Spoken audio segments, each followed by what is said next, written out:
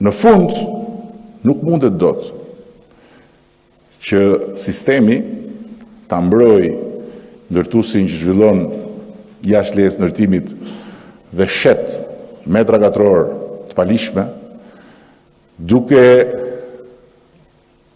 vendosur në ligj një konfuzion total mbi çfarë duhet bërë me të ndërtesë. Nuk mund të ketë ndërtesa që janë gjysmë të lishme, gjysmë të palishme. Në momentin kur ti ke marrë leje për të bërë 5 kata dhe ti bën 6, ndërtesa është e gjitha e palishme.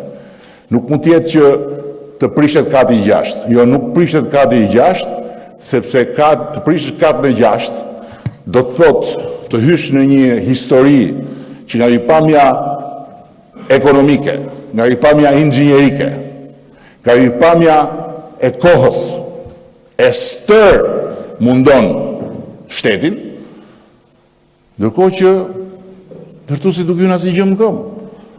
Edhe në rastin kur prezumojmë se kjo mund ndodh, por gjithë historia e procedimeve gjyqësore ka treguar se kjo nuk ndodh, sepse KÇK-ja asnjëherë nuk e ka lejuar këtë gjë. Përkundrazi, KÇK-ja gjithmonë e ka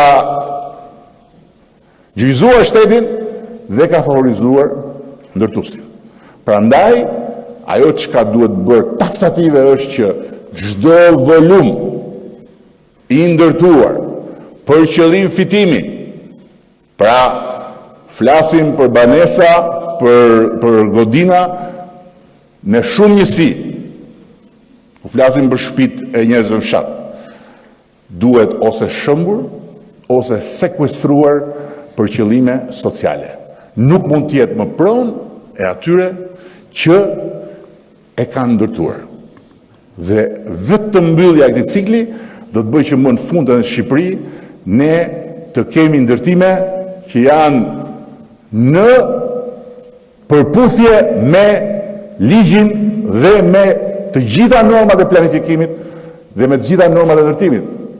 I rroft këtij parlamenti që 3 dekada me radhë ka kaluar ligje për planifikimin urban, për zhvillimin e territorit, për kontrollin e territorit, i rrofti shteti që 3 dekada me radhë ka vijuar të bëjë luftra për të vënë në kontroll territorin, kur në fund ditës ata cilët janë problemi kryesor, që janë ata që ndërtojnë për qëllim fitimi, kanë përfituar në mënyrë marrë mundse në kurizë të gjithëve, duke cënuar hapësirën urbane, duke cënuar cilësinë e jetës komunitetit, sepse tjetër cilësi jete ka në një zonë ku ndërtohet si pas normave të planifikimit dhe tjetër cilësi jete ka në një zonë ku ndërtohet jashtë normave të planifikimit.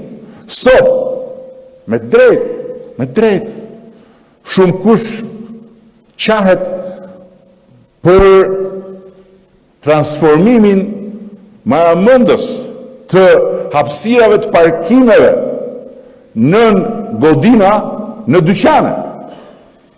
Dhe për ato shkallët që shkojnë poshtë,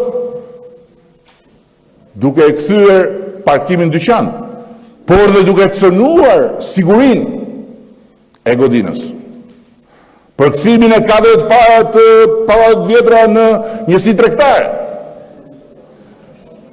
Ama nëse sot është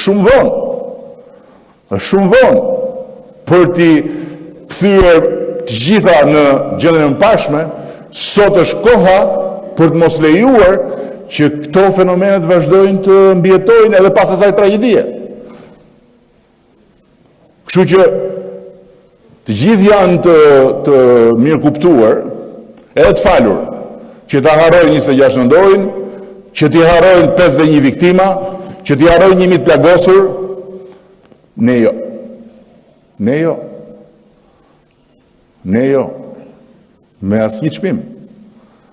Le të qohen gjithë ndërtuesit e Shqipërisë bëhen bashkë, edhe le të armiqësohen me ne dhe të bëjnë çfarë duan.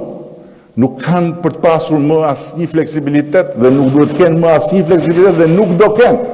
Nga kjo shumicë qeverisë dhe shpresoj edhe nga tjerët që janë këtu, sepse kjo nuk ka të bëjë me politikën majtas djathtas. Kjo ka të bëjë me diçka fare elementare për integritetin e shtetit. Prandaj e mora fjalën për ta bërë të qartë për publikun që masat tona ligjore lidhur me çfarë duhet ta pasojë si mësim për të ardhmen 26 nëntori nuk ndalen tek ky ligj që po miratojmë sot, që është i nevojshëm dhe që ka shumë element që ishin të munguar në legjislacion. Dhe që është i kot në rast se ne nuk e plotësojmë me masat penale për të gjithë zinxhirin e ndërtimit. Dhe në rast se ne nuk e vendosim mirë me vot këtu dhe me vull në fletorën e legjislacionit shqiptar që çdo godin për cilën merret leje ndërtimi dhe kur leja e ndërtimit shkelet, shëmbet ose sekuestrohet. Nuk mund ta gëzojë ai që e ka ndërtuar. Dhe pa diskutim, pastaj sanksionet për ndërtimet individuale pa leje, nuk diskutohet. Po kjo është pjesa, le të themi, e nevojshme, por hipokrite e gjithë këtij procesi në rast se nuk goditen në radhë parë ata që janë përfituesit më të mëdhenj nga shkeljet. Sepse në fundit një individ që ndërton një shtëpi në periferi apo në fshat dhe shkel lejen në funksion të thjesht nuk e di se cilës pjesë të interesit apo dëshirës për të pas më shumë se sa që është dhënë leja. Por jo për të fituar në kuriz të tjerëve. Ndërkohë që një individ që shkel lejen për të fituar në kuriz të gjithëve, pa harruar dhe kurrizin e fëmijëve që rriten në atë komunitet, të cilëve ju ngushton hapësirat dhe rrugët e frymëmarrjes, nuk mundet më të amnistohet në Republikën e Shqipërisë.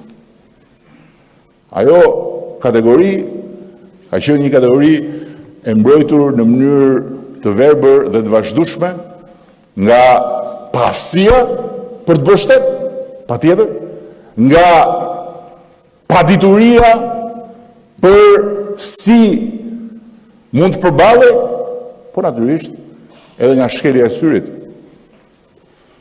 ndaj asaj kategorie.